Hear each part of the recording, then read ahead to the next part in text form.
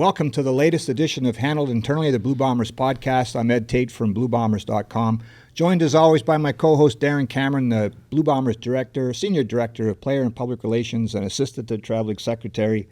And we're very pleased to be joined this week by Brad Fotty, our latest guest and the longtime Blue Bombers equipment manager.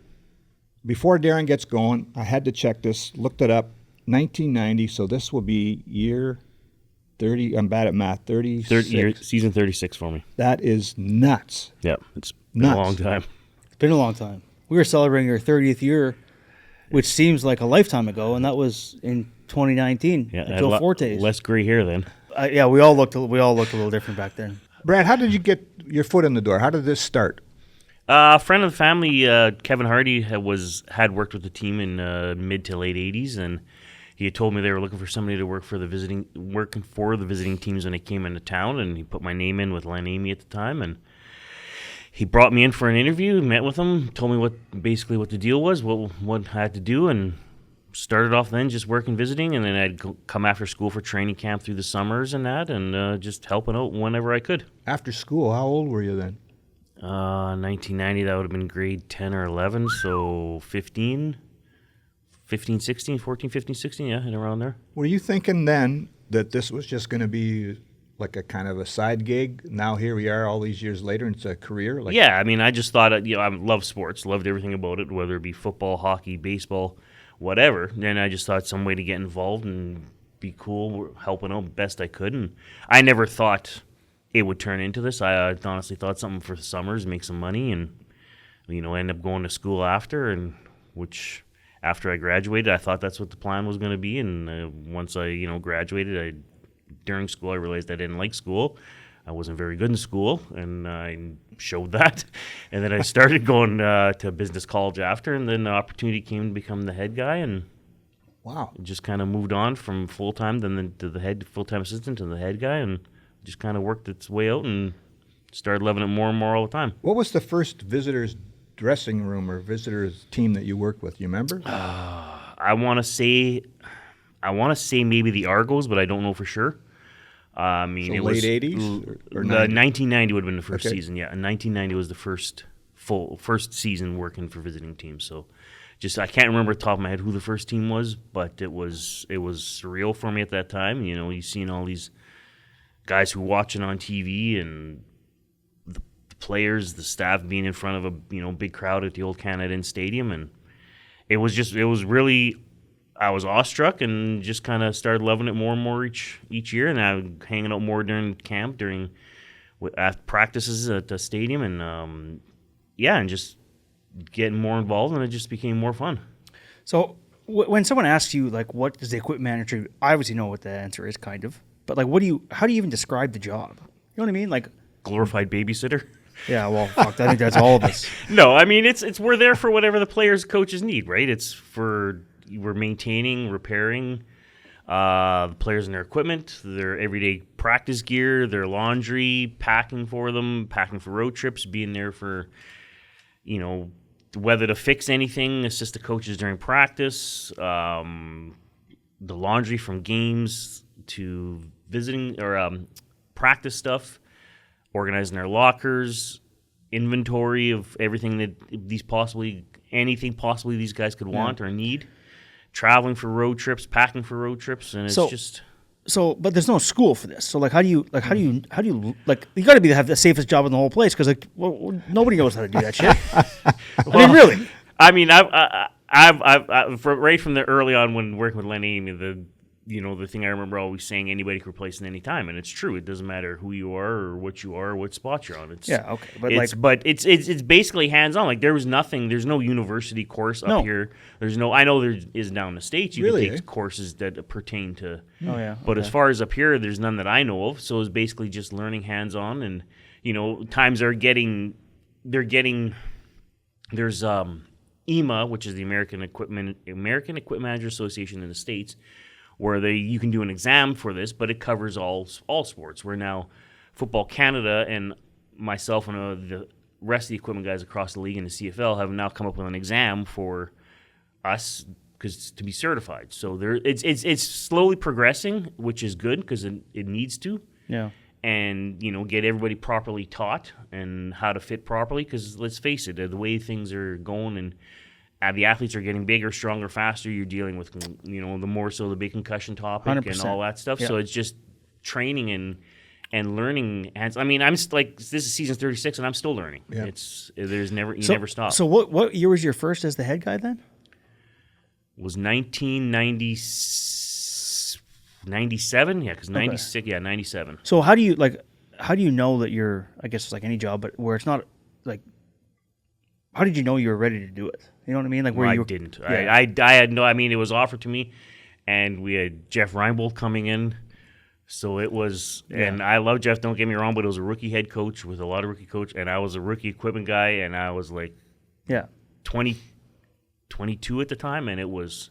Did you make It was eye-opening. as many mistakes as I did when I started as Oh. the head guy? I didn't know. I wasn't qualified either. So fuck. Yeah, you. I were. might- But Oh. yeah, I mean, I did. I made a lot of mistakes. I'll totally fair to admit it, but I learned from them quickly, and it's one of those things where you have to adapt and learn quick, and come up with a solution quick. It's troubleshooting a lot of times. right? Troubleshooting, yes, and it's got to be fast on the feet. And I mean, at that age, I was a lot faster on my feet, but it was learning on the fly because, like I said, with a rookie head coach and some rookie assistant coaches, and we changed a lot of players that year. And I was 22.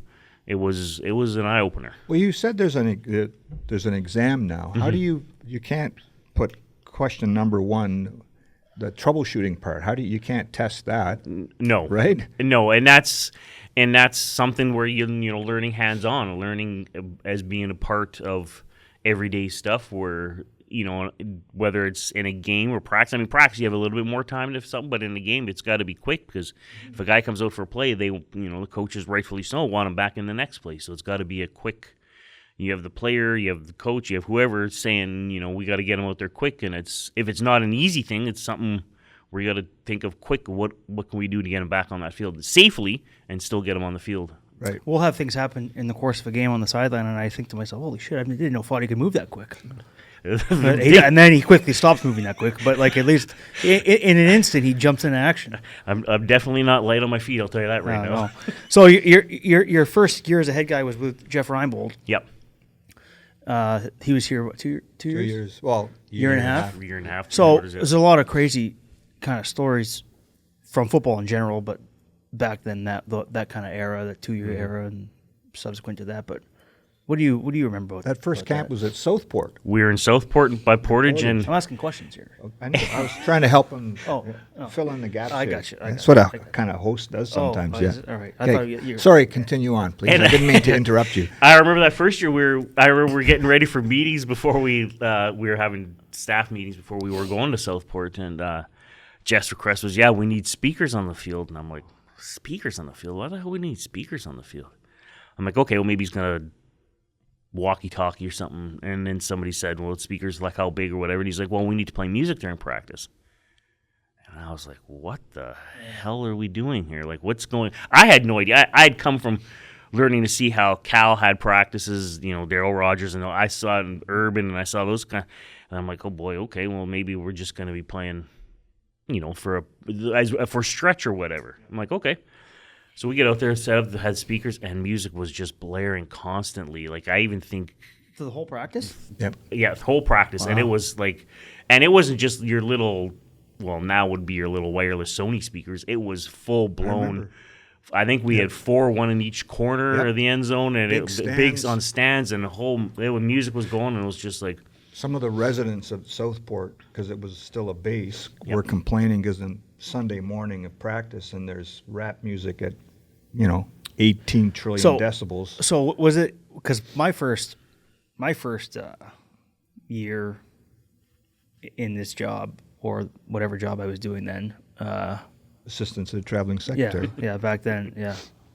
Not that anything's changed, but I didn't. There was stuff that happened that I thought, well, that's a bit weird, but I didn't know. Like I thought, well, I guess that's normal. And then I've come to realize after 15 years, and now the last 10 with Osh, and we're all kind of been doing the same thing with the same group of people for so long. You realize this is how it's actually supposed to go. You know? Right, exactly. And like that was one instance. And then we had ordered shoes and stuff, everything for the staff. And we came to the first game and our Jeff walked out in flip flops. And I was like, what? For the game? For the game. He wore flip flops for the game? And I'm like, and that was just personality. It was nothing. And I was just like, Wow. I've never seen anything like this. That. Yeah, I was like, I've never seen it. I'm not really sure this is what. I'm He coached the game in flip flops? Yeah. And I'm thinking to myself, am I going to get shit here because everybody's going to think I didn't give him runners? Like, am I going to get something from the league? Like, what happened here? So were you covering the team then? So how was that taken? So one of the reasons Jeff got hired was he was the anti-Cal. So Cal Murphy had been, this staid and very conservative, kindly Cal, but also crusty Cal, and this is the way he did things. And when they were making the change after the '96 season, the Bombers lost 68-7. And Brad will tell you about that game, worst loss in CFL history. Was that Fotty's fault? No. I was assistant then.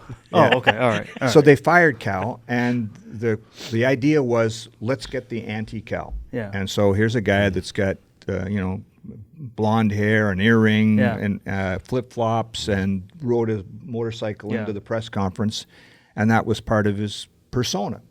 I liked dealing with him. I like to this day. I love Jeff. He was good to me. He was fair to me.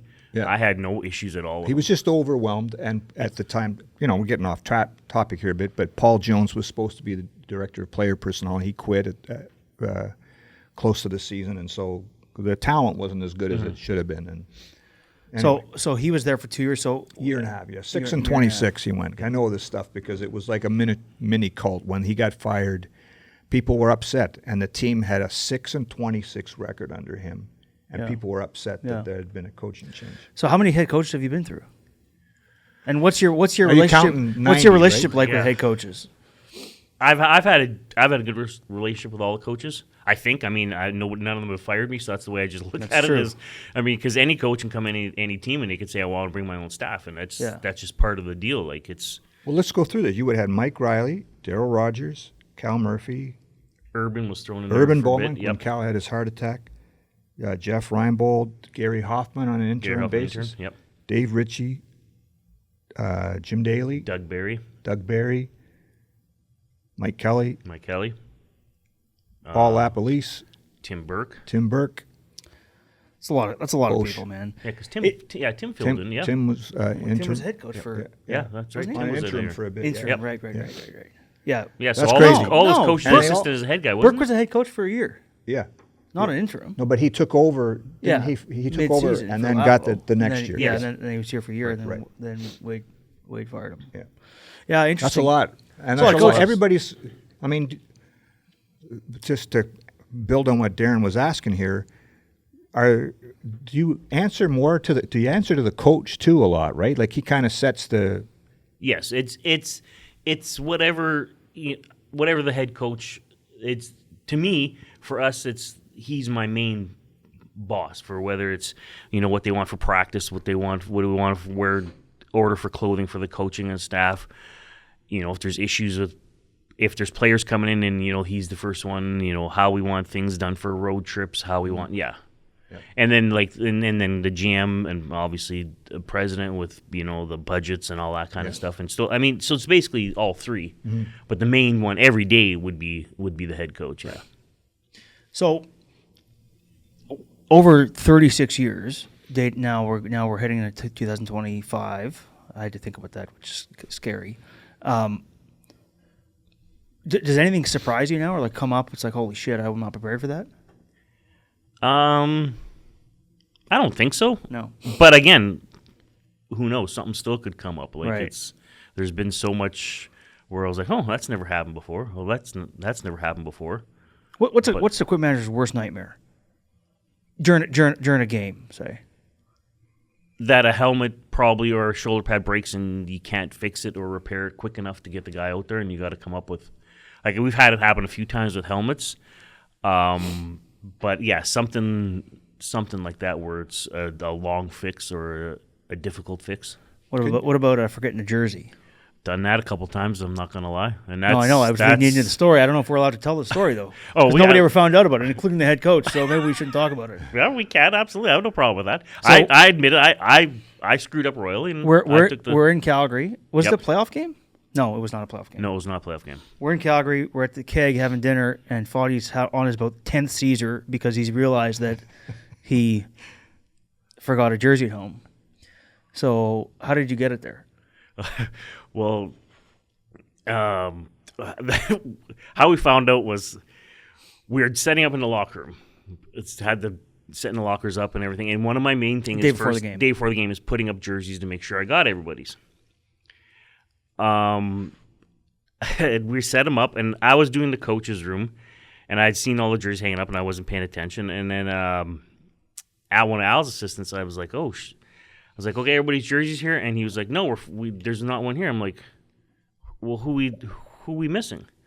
And he said 44 Gauthier, and I'm like, what's going on? So I go back, I'm checking my trunk. I'm like, well, it's not here. Where the hell is it? What have I done? And I'm trying to retrace my steps. Lo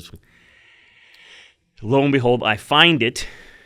I realized I'd forgot it at my mom's, who was putting patches on it or fixing a patch on it, and I totally forgot about it. It's totally on me.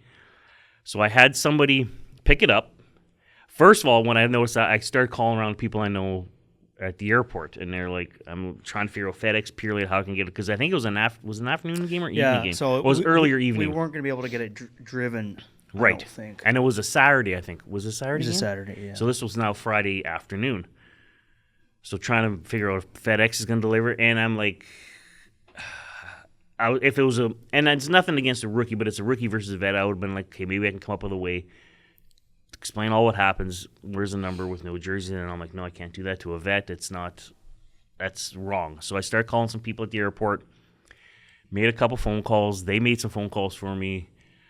They said, get the jersey to Winnipeg Airport at this time, be there, have somebody there. We'll have somebody there waiting for him. Sure enough, the person took it to the airport, walked in, handed it to somebody. It got handed off. It ended up flying in the cockpit on a Air Canada flight to Calgary. I met them at the airport, and they walked it off the plane, like, right to me. They met me at the baggage. I just gave them head down. I'm like, thank you very much. I owe you guys or whatever. Came back and had it there in time, and I never want to go through that again. Because, like, that's got to be – that's talk about worst nightmares. Oh, like, I thought I was going to be sick to my stomach. Yeah. The untold story here is that your mom was patching the jersey.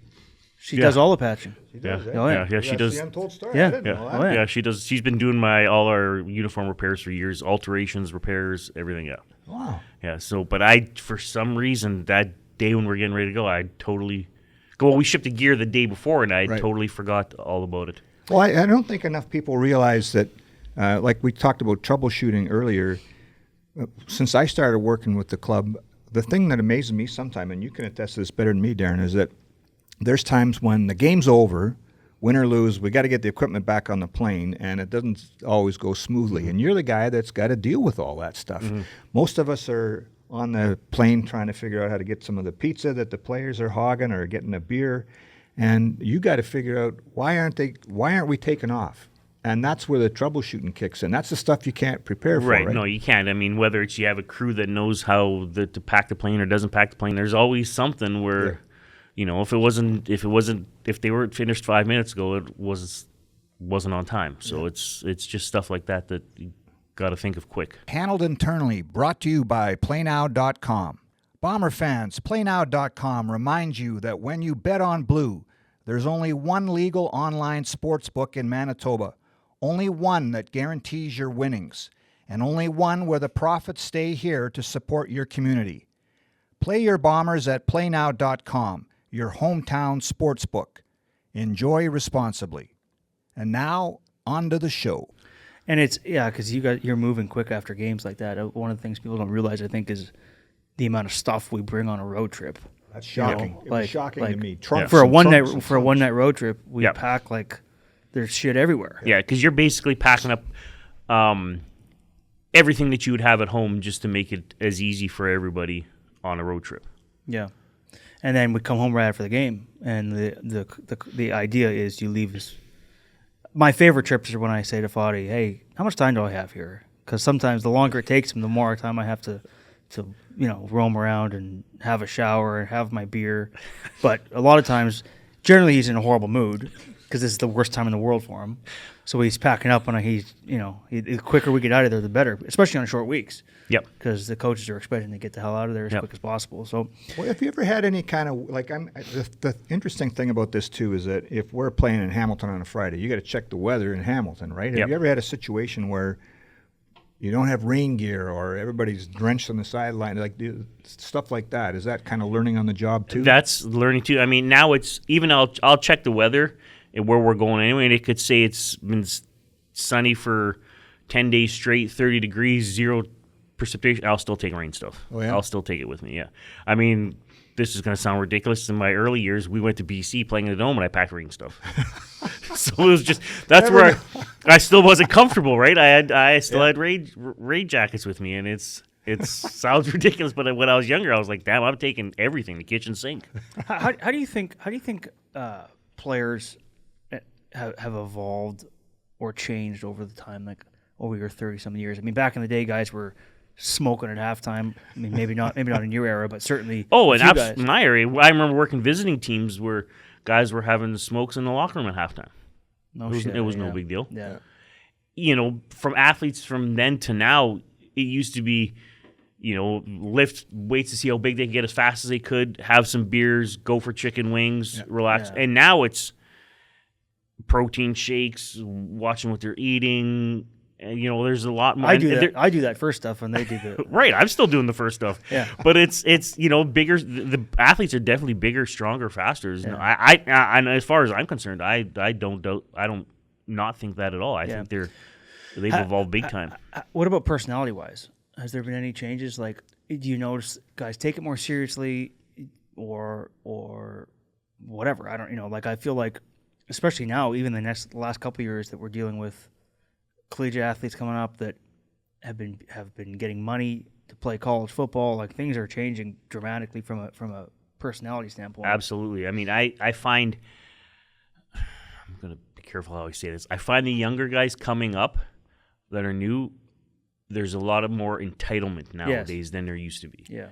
And whether it's because they're paid through college, whether it's because they're babied through college, I don't really know. Some, not all. Not all of them. Your detection of this stuff is usually bang on. Like, one of the things about your group, I find, is like, whenever we have a question about how somebody's fitting in or whatever like that, generally speaking, you not only have the answer, but you're most often right.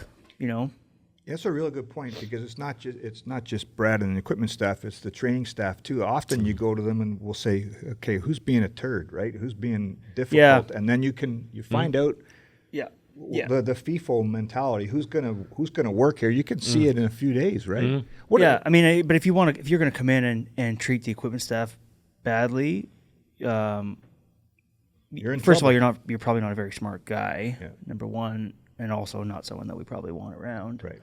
But Brad's been able to there's been the conversations over the years about, certain guys, and it turns out he's bang on all the time. Yeah. Even if I don't see it right away, or Matt or Kyle or whatever. Like a character check, right? Always. Yeah. When camp starts May is coming in a hurry, right? Mm-hmm. What are the Brad Fotty rules that you say to the guys right away, the minute they walk in the door? Like, if you start doing this, what are the... Yeah, I mean, my biggest thing is, this is how we do things here. You hit a garbage can, you hit a laundry bin, you pick up after yourself. We're here, but we're also not your mother, your girlfriend, your wife. We're not here to clean up after you. Keep your area clean, because it shows a lot, not just about the facility, but it shows a lot about you too. Yeah. Please and thank you for you. And there may be times I tell you no on stuff. And you may hate me on it. You may want to punch me in the mouth, which luckily hasn't happened yet. But it's not because we don't want to. It's just the reality is it's either yes or no. And don't do anything without asking first. Because again, I may tell you no, or we may find a problem to fix it easier, or find another way to do it. it's just, and it have manners, and it's not just with us, but it's with everybody. It doesn't matter if it's us, the people upstairs, the kitchen staff. Be a human. Be polite. Be, please, thank you. Like, treat people with respect. But if you treat us like we're your servants, I'm sorry, but I ain't gonna fly. The thing is, and I think we're not the only ones that operate like this, but certainly here, we take all this stuff into account. We're watching how guys talk to Brent, the guy that Absolutely serves the food, the cleaning staff. People that maybe they think, well, I don't need to, whatever. I don't deal with them, so it doesn't really matter. All that stuff, you're being evaluated on everything, and the head coach might not see it, but it'll eventually get back to him. So it's interesting how. I mean, you have to be, like I said, you have to be pretty stupid to be disrespectful to the guys that are in charge of your gear. But I mean, it happens. Have you ever had to kind of scold a guy? I've seen before a guy will get a shirt like this from you or a top, and before the day is done, he's cut the sleeves off and it's all jagged. Like when they start doing stuff like that, it must drive you nuts. Well, and it does, because it's. And again, people will think, oh, it's just a T-shirt. What's the big deal? Well, we also have, but I pull up to, okay, well, what are you going to do when it turns -5? You cut your sleeves off. Now what are you going to do? When I tell them right for first day training, just come and ask, because we may already have some undercuts. So now you know what? You have that one and you have your regular long sleeve. All you have to do is ask. It's not a hard question. It's not that hard. I ask Fotty all the time for shit. Constantly. Right. He never says no. I don't see you cutting the sleeves off. No. He still grumbles, though. Those are his going out shirts. And it's and it basically comes down to it. It's not trying to tell them no or be jerks. It's just use your manners and ask. Right. Like, it's not it's not hard. So how many games in 36 years have you missed? I've missed, well, there was home games. I only worked for my first years because I didn't travel with them. Yeah, so let's say as a head guy. I've missed 3. When my daughter was born, Brooklyn, when my father-in-law passed away, and when my father passed away in 2023. Yes. And it's kind of ironic because all 3 games were trips to Hamilton. Oh, that's right. I've sat around because my Brooklyn was born when we were in Hamilton. My father-in-law, his funeral was when we were in Hamilton, going to Hamilton. And when my dad passed away in 23, it was the week of we were going to Hamilton. So I kind of get an uneasy feeling anytime we're going to Hamilton. It's nothing personal against them, but it's just, it's like I've been one good thing and 2 bad. So it's like, I don't know what's going to, I try not to think about it. Yeah. What is, like we mentioned before, training camp's coming up. I still get jacked up about it. Do you still, does it get tedious, or do you still get let's go, I can't wait for camp again, or is that a nightmare? I'll be honest, I have a different view. It drives me, I don't look forward to training camp at all, but there's a lot of different factors. Are our helmets here in time? Our shoulder pads are here? Are our orders filled? Are our clothing here in time? If all this stuff shows up in time and say like March 1st and we have 2 months to get ready, I'd love training camp. But the odds of all that happening at once are slim and none. I mean, There's been days, I remember this one back to the old Canadians, where we were a night before training camp started, and I was with Brennan Tamman, and if you remember the old parking lot, we were sitting in the parking lot on rocks because I had helmets that weren't here, or the helmets first showed up, they were the wrong color, so they had to all be shipped back. Wow. So we had 80 or 90 guys coming. We only had like 60 helmets. I was trying to figure out where these. And Brendan was having contract problems with Milt and Jerron Bolden. Wow. So we're sitting in the middle of Canada's parking lot, no cars, on one of us each in a rock, and we just sat there. We didn't know what, we're like, what are we going to do? Brendan, his phone would ring, mine would ring. We'd get off, we'd look at each other. His phone would ring, my phone would ring. When would that have been? Late 90s, early 2000s? Yeah. And it was just... What color helmets did they send you? We were more gold. of a... Was that the blue... No, it was gold ones. Yeah. And it was a light shade of gold. It was totally off. Like, could we maybe pulled it off? Yeah. Hard to say, but I couldn't. I looked at it, I'm like, oh my God, what are we doing here? What happened? So so since you took over, when you took over as a head guy, so you lost Grey Cups in 01, 07, and 11 before we 92 won. and 93 as assistant. Yeah. So 2001. So when we finally won in 2019, you were one of the first guys to get the Grey Cup, I believe, right? Or one of the first, definitely one of the first staff for sure. Yeah. What was that like? Oh, it was unbelievable. To be honest, I never thought I would. I never thought we Really, would. eh? Like I never thought. Like I'm just like I was. I remember there was a story done 2011 by where I Randy, was the bad luck. Randy Turner. Yeah, I was the bad luck. And Oh, I'm no, like, no, not that one. Not there that was one. that one. Yes, and but then Randy there did. was- Randy did a good job. Absolutely. Yeah. Then I think Paul did one. Wiesick. Yes. Where Yeah. I was the Well, bad luck sure. charm because when I'm like, well, maybe I am the bad luck. And I'm just like, because every time I'd gone, I'd lost, and I was like, oh my god, what have I done here? Yeah. I thought it would never happen, and it wasn't against it. It was just the mindset that it messed with me. But it was unbelievable, especially having my wife signing with 2 kids there, Brooklyn and Madison. It was to see them there and being there with them, and then with you guys with Osh, like it was unbelievable. There were some times, like for me anyway, when we were, going through those times in 12, 13. 13 was awful. That year was just so bad. Mm-hmm. And I think to myself, holy shit, how are we ever gonna get this thing back on the tracks? Oh, absolutely. There was no light at the end of the tunnel. It was just, Yeah.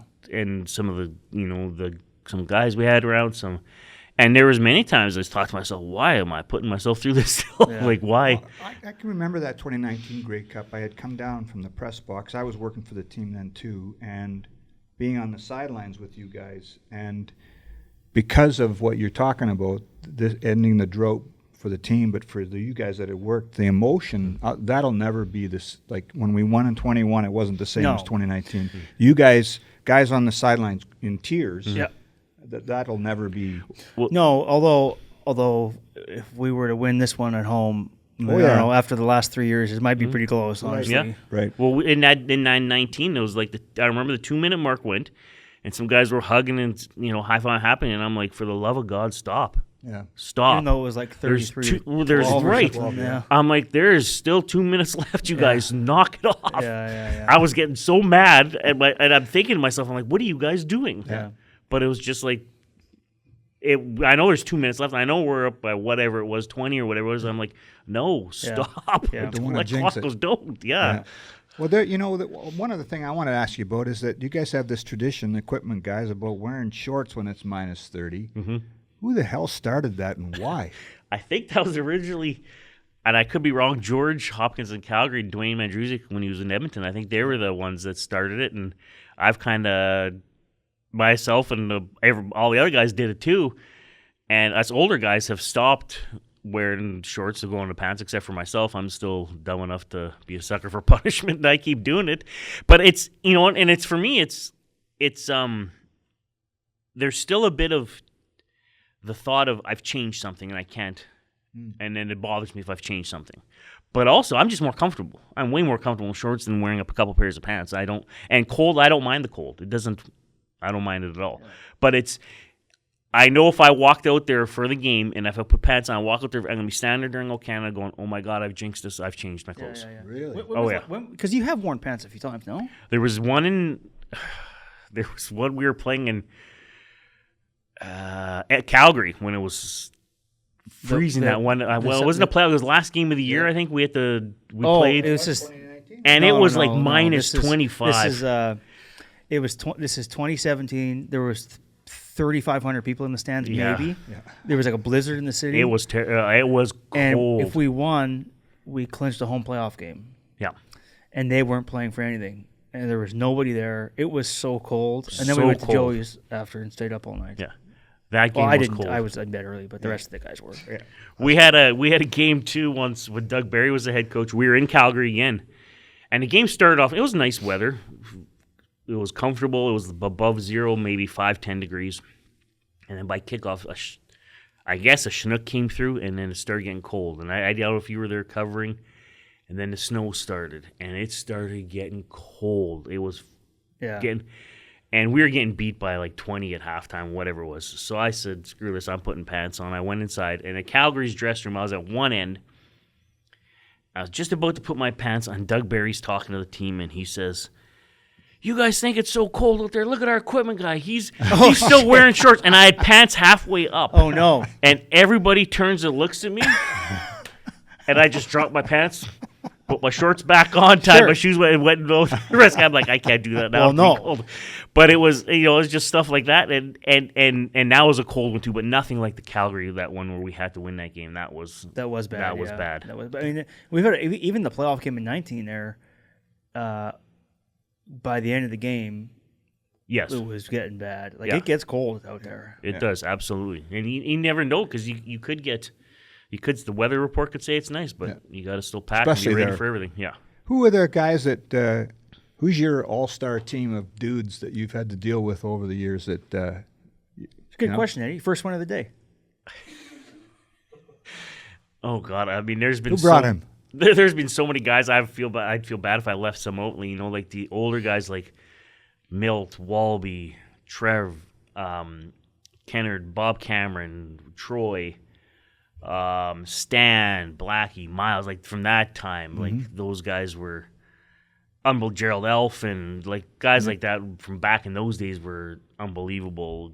James West, Tyrone, Greg Battle, you know, guys like that were, you know, they were good. They were so good to me, but there were so many guys that were also as good, you know, throughout the years, you know, to Doug Brown, Brian Clark, Kahari, Charles in his own special way. There's I like been the caveat there in his own special way. right, and up to guys now like Zach, Stan, Patty, Willie. Like there's so many, and I'm leaving guys off, and I'm not mentioning them, and I feel bad for that because there's so many. Yeah. That, you know, Glenn Scrivener, Rod Hill, Miles Gorell, like guys like just there's been so many. Dan Goodspeed, Gauthier, Don Picard, like there's so many I can't, and I feel like I said I feel bad for forgetting some because there have been so many good guys. Like it's been, and there was a few rough years where we had some interesting guys. Those like, holy crap, what's happening here? And that's the big thing since OSHA's taken over, and it's thank God it did because he changed the culture and the way things should be done and for the better. And you hear guys talk about it all the time, and they're not wrong. They're absolutely right. It's a completely different. What's your witness to that? Because when I hear that, I don't know what it means because I'm not in there every day about the culture changing. What did you see change as the evidence of that? A lot of the way the players are, like their attitudes, their egos, their character. Like you know, you used to be able to there'd be like 10, 15 guys who characters you're just like, oh boy, what are we gonna do here? Like these guys are not good guys character wise. Or how they treat you, you know, there's no manners, there's no this and that. But now it's me, you maybe have one or two where I say my spidey senses go off when I meet them, where it's, and I'm not right every time, I've been wrong, but there's a lot less. You don't go looking for it, but there's a lot less noticeable, and then it's the character guys that are brought in. Yeah, and when you have 80 guys on a team to start the season or start a training camp, it's more than that actually. But like there's gonna be one or two guys that you're like, I don't know. Oh, and it's absolutely, and it's you know, and not everybody's 100% perfect, but it's also, you know, they may come in. You know, you may have a guy come in with a bad character, bad attitude, but you also watch to see if he's buying in and changing. Yeah. And, you know, they may be coming because they're nervous coming from wherever, and they're nervous about fitting in, and they may just be a little off, and then you see them start getting more comfortable, and okay, they're changing. They're starting to buy, and they're starting to see the way things are done around here, and they're actually changing. All right, but if they don't change, then it's like, okay, there's something more to this. We'll close this off here, but one of the things that I think really plays into that is the fact that we have the same group of staff. Yes. For years. Yep. So like everybody works on the same page. So there's you don't even have to communicate a lot of times. You know what you're looking for.